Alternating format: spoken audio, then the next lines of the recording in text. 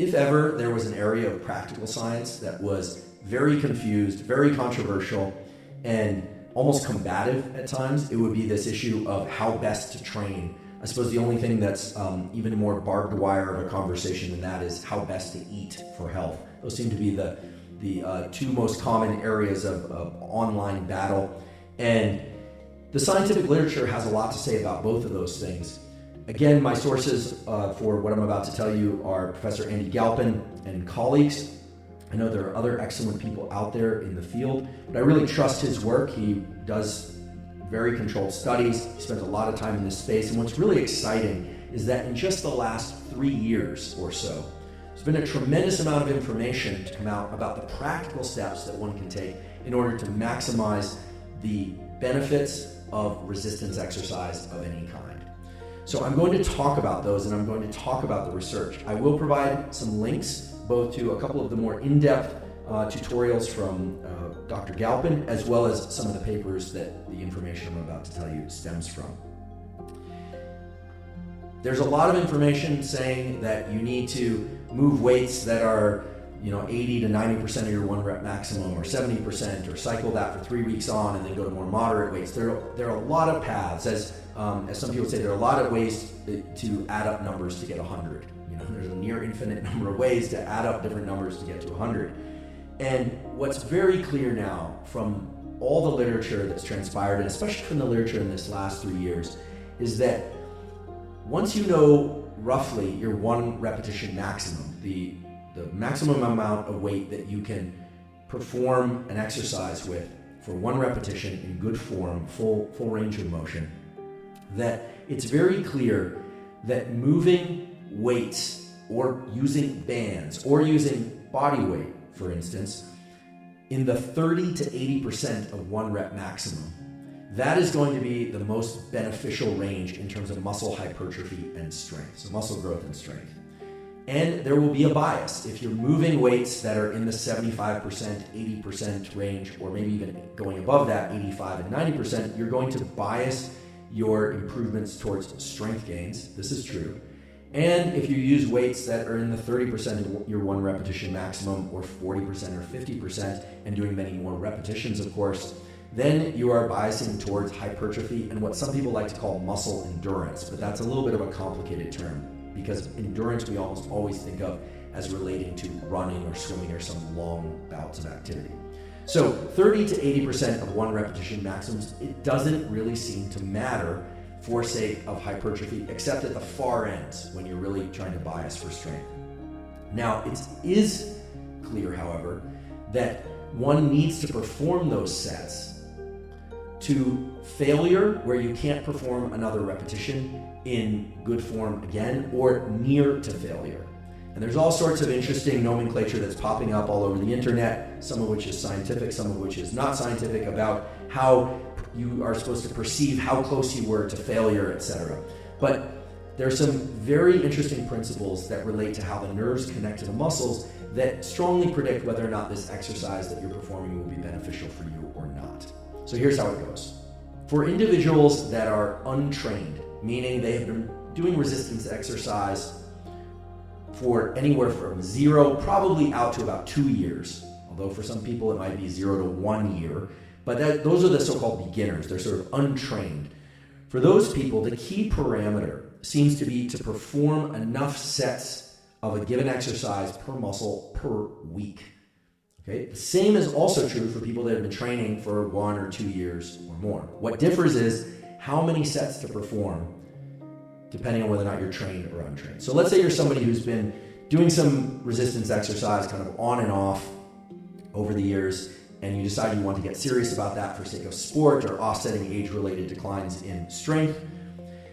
The range of sets to do in order to improve strength, to activate these cascades in the muscle, ranges anywhere from 2, believe it or not, to 20 per week. Again, these are sets per week, and they don't necessarily all have to be performed in the same weight training session. I'll talk about numbers of sessions. So it appears that 5 sets per week in this 30% to 80% of the 1 repetition maximum range, getting close to failure, or occasionally actually going to full muscular failure, which isn't really full muscular failure, but the inability to generate a contraction of the muscle or move the weight in good form. I'll go deeper into that in a moment. But about 5 sets per week is what's required just to maintain your muscle. So think about that. If you're somebody who's kind of averse to resistance training, you are going to lose muscle size and strength. Your metabolism will drop, your posture will get worse. Everything in the context of nerve to muscle connectivity will get worse over time unless you are generating 5 sets or more of this 30% to 80% of your 1 repetition maximum per week. Okay, so what this means is for the typical person who hasn't done a lot of weight training, you need to do at least 5 sets per muscle group. Now, that's just to maintain. And then there's this huge range that goes all the way up to 15 and in some cases 20 sets per week. Now, how many sets you perform is going to depend on the intensity of the work that you perform. This is where it gets a little bit controversial, but I think nowadays most people agree, and Dr. Galpin confirmed that 10%, not to be confused with the 10% we discussed earlier, but 10% of the sets of a given workout or 10% of workouts overall should be of the high intensity sort where one is actually working to muscular failure. Now, I say not true muscular failure because in theory, you have a concentric movement, which is the kind of lifting of the weight, and then you have the eccentric portion of muscle contraction, which is the lowering. And eccentric movements, because of the way that muscle fibers lengthen and that sliding actin-myosin that we talked about before, you're always stronger in lowering something than you are in lifting it. But the point being that most of your training, most of your sets should be not to failure. And the reason for that is it allows you to do more volume of work without fatiguing the nervous system and depleting the nerve to muscle connection in ways that are detrimental. So we can make this simple. Perform anywhere from 5 to 15 sets of resistance exercise per week, and that's per muscle, and that's in this 30 to 80% of what your 1 repetition maximum. That seems to be the most scientifically supported way of offsetting any decline in muscle strength if you're working in the kind of 5-set range, and in increasing muscle strength when you start to get up into the 10 and 15 set range. Now, the caveat to that is everyone varies and muscles vary in terms of their recoverability. Depending on how well you can control the contraction of muscles deliberately, and you can actually figure that out by sort of marching. You might take 5 minutes and just kind of march across your body and mentally try and control the contractions of muscles in a very deliberate way to the point where you can generate a hard contraction. And you may have to move a limb in order to do this, by the way. I'm not talking about just mentally contracting your bicep without moving your wrist. I'm talking about doing that without any weight in hand or any band or any resistance. If you can generate a high intensity contraction using these upper motor neuron to lower motor neuron pathways to muscle, you might think, well, I should perform many more sets, right? But actually, the opposite is true. If you can generate high intensity muscular contractions using your brain, using your neurons, it will take fewer sets in order to stimulate the muscle to maintain itself and to stimulate the muscle in order to grow or get stronger.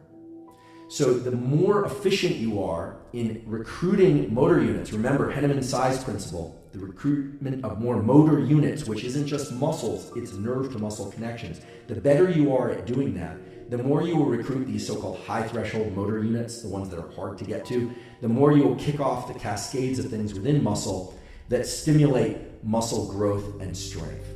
So if you have muscles that are challenging to contract, it's going to take more sets in order to stimulate the desired effect in those muscles, not fewer, okay? If you have muscles that you are very good at generating force within, it's going to take fewer sets. Now, how many sets? You are going to have to determine that.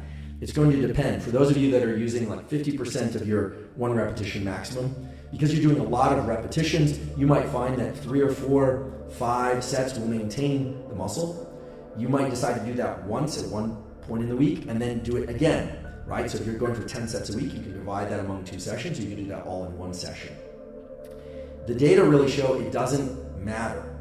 There are some differences in terms of whether or not you're trying to generate maximum intensity within a workout or whether or not you want to spread that out. But in general, resistance workouts of any kind tend to be best favored by workouts that are somewhere between 45 minutes and 60 minutes, and generally not longer than 60 minutes, because that's when all the things like cortisol and some of the inflammatory pathways really start to create a situation in the muscle and in the body that's not so great for you. So it's not a hard and fast rule, that the axe doesn't drop at 60 minutes, but it's pretty clear that performing this 5 to 15 sets per week, whether or not it's in one workout or whether or not it's divided up across multiple workouts, is really what's going to be most beneficial. And please do keep in mind Henneman's size principle and the recruitment of motor units. And remember, the better you are at contracting particular muscles and isolating those muscles, the fewer sets likely you need to do in order to get the desired effect.